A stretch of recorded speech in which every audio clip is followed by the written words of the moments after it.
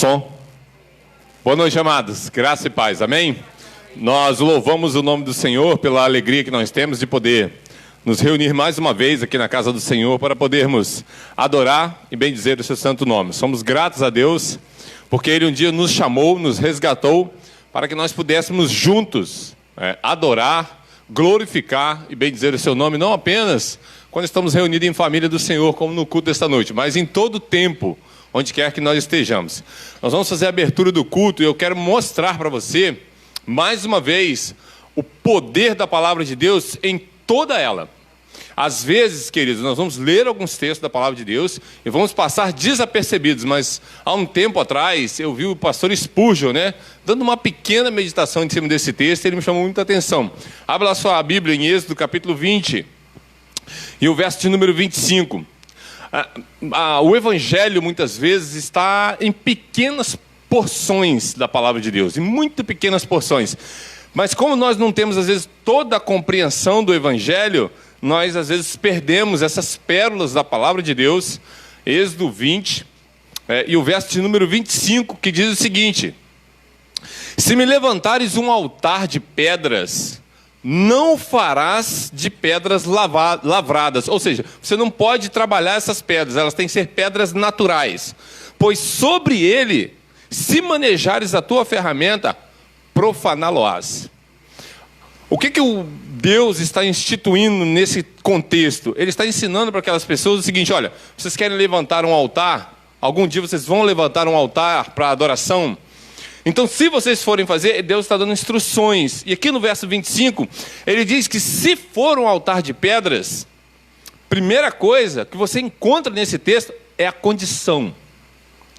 Veja, Deus está falando para o seu próprio povo. Ele não precisava botar se me levantares altar.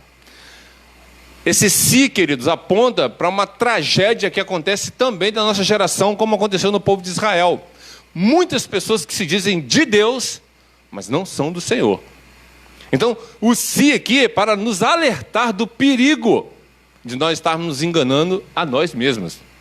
Porque se não tivesse essa possibilidade de no meio de nós não haver ninguém no meio do arraial do Senhor que não estivesse perdido, esse se seria inútil.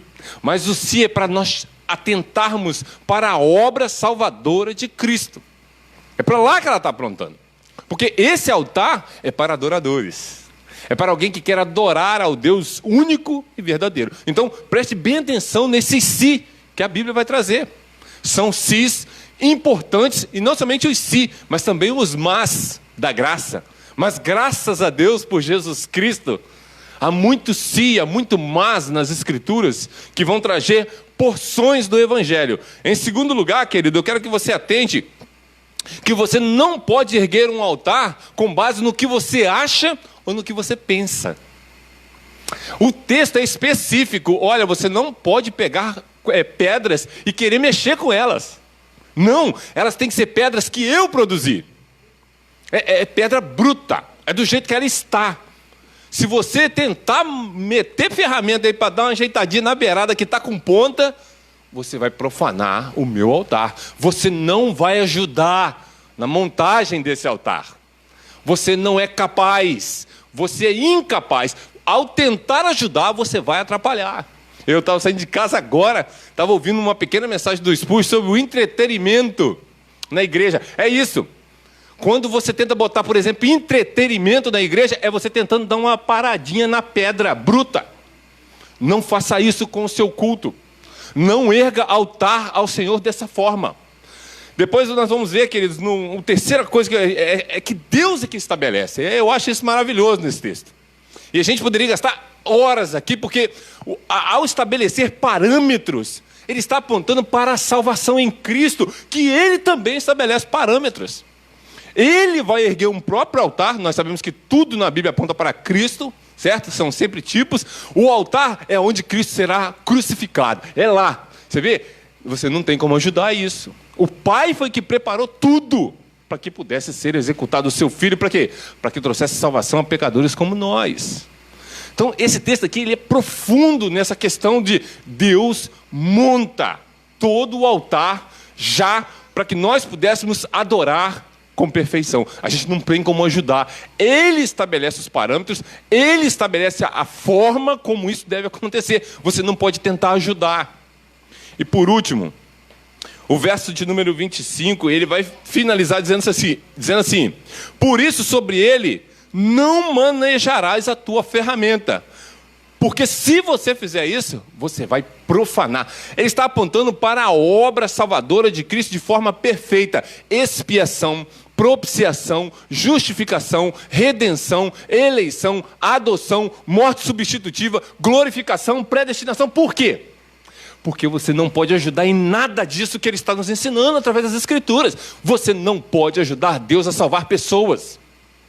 Mas ele pode usar você como uma ferramenta. Ele pode, mas você não pode usar a sua ferramenta. É isso. A salvação em Cristo, ela começa com Deus, passa por meio de Deus e termina em Deus. Você não pode ajudar. Então não tente dar jeitinho, quebrando ponta das pedras do altar que Deus estabelece para que Cristo possa ser glorificado. Você vai profanar o altar. Mas você já viu que tudo que Cristo toca, ele purifica, mas quando o impuro toca nele, ele não é danificado, ou seja, não há impureza que passa para Cristo, mas é o contrário. Agora, quando nós, que somos imperfeitos, tentamos santificar algo com nossas próprias ferramentas e não a palavra de Deus, nós profanamos. Então, não profane aquilo que Deus santificou. Use as pedras do jeito que elas estão, ou seja, não mude as doutrinas bíblicas. Não faça isso. Pregue a verdade apenas. E deixa que o Espírito Santo fará a obra, como fez com o povo de Israel no Velho Testamento. Deus fará através de nós para a glória de Cristo. Amém, queridos? É isso. A chamada à adoração é para que você saiba que Deus começa, Deus termina e o meio desse troço é com Ele. Então não se meta onde Deus domina. Deixa que Ele faça a obra salvadora e Ele vai fazer.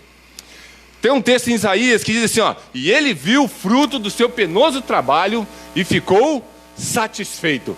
Deus não ficará aborrecido de forma nenhuma com o seu plano. Então regozije-se na graça de Deus, porque ela nos alcançou. Amém, queridos? Vamos louvar, vamos bendizer o nome do Senhor. Fique de pé e vamos exaltar o nome do Senhor.